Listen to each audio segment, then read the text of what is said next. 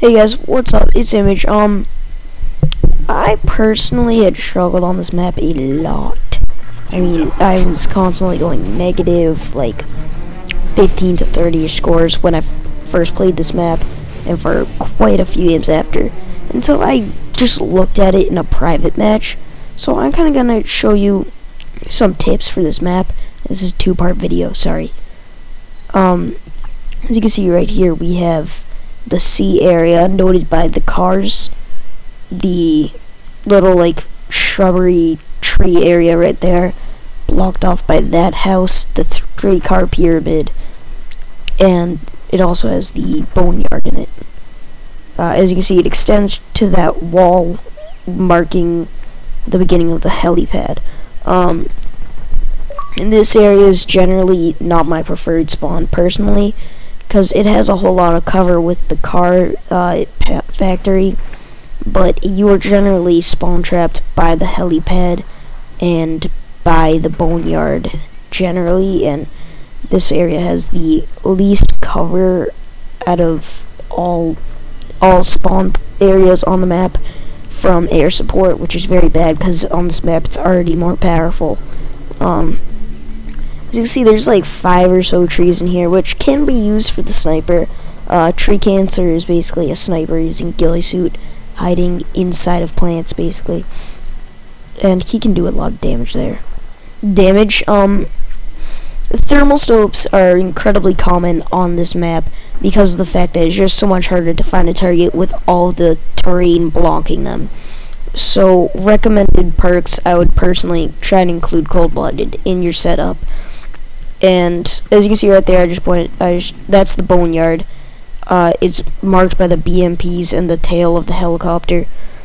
It has, as you can see, like right there, it has such a sight line on this area, and you can easily be spawn trapped by that and the helipad, as I said. And that will generally lead to them earning the kill streaks, which will then do an increased spawn trap. Here's the car lot. It has one of the 5 minigun emplacements and generally decent cover from personnel. You cannot shoot through broken cars, but you can shoot through little windows that they have cracked open. So that's something to note that you could potentially abuse.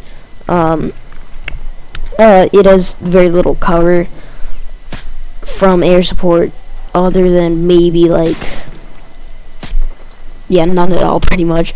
But it is very good to use against personnel. As you can see, one player with there can generally hold off yourself from that side of the hedge to the helipad. You will not generally get taken out. Another spot is this tin building right here. You can generally use that as another way to guard instead of from the cars, because the cars are the more expected area. Those trees are the most common spot for tree cancer, personally. So if you're going to rush here, make sure you throw a stun and a subtext there. Just try and clear it out, because it is generally a pretty good sightline of the road into A, and the boneyard, the house, the car pyramid. And you can also go on the other side of it, and that once again use that against your spawn. So that's another thing. You might want to try and control that point. As you see, this is the entrance to the bunker, which, oh my god, do not go in.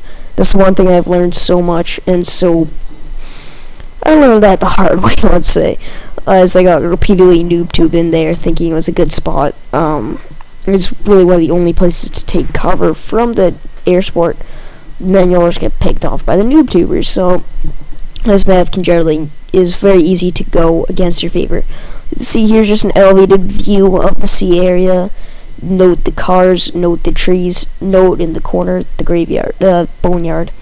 Note the car pyramid by the edge of that hedge sticking out.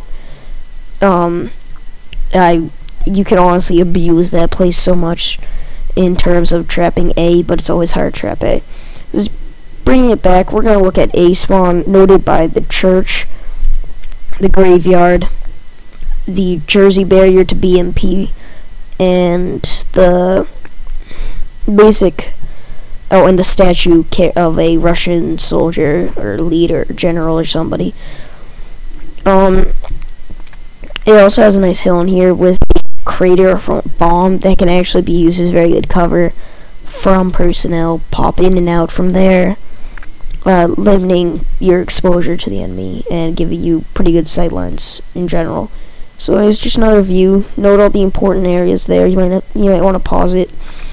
Take it lower. This wall is generally used by most players in defending, but you always want to use it next to a telephone pole,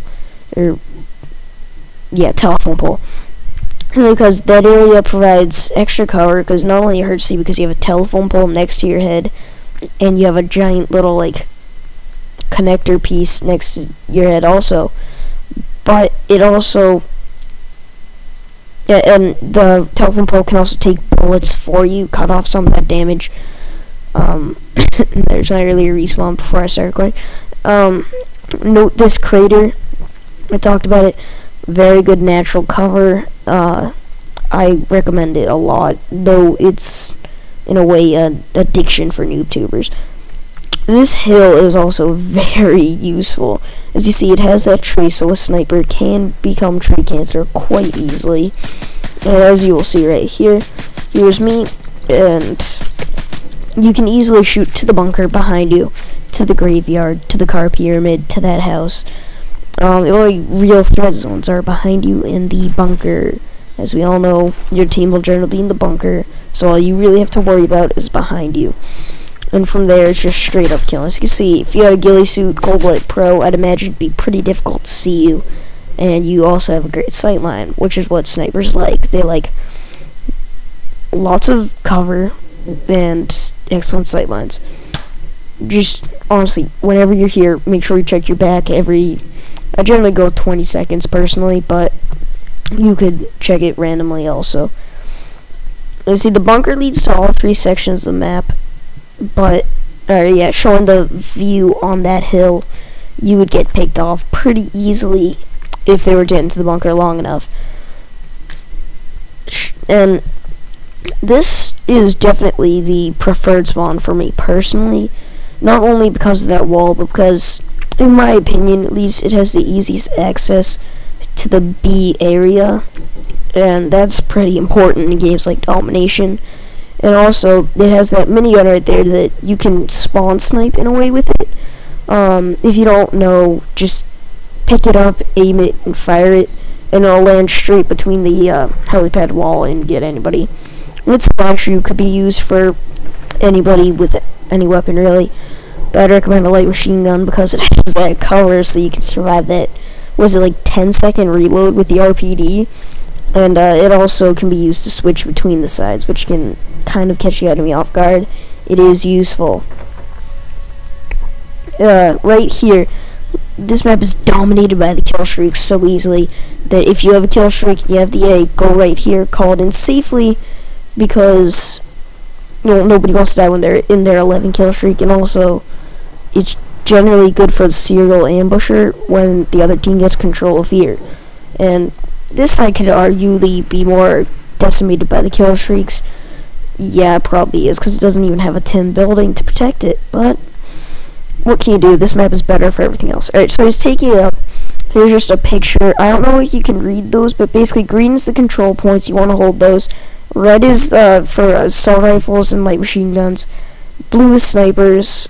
The yellow dots are to avoid at all costs. And the tealy bluey color is spawn tube. I don't know if the spawn tube for the C spawn personally, but if somebody would like to point that out in the comments section, I would be very appreciative.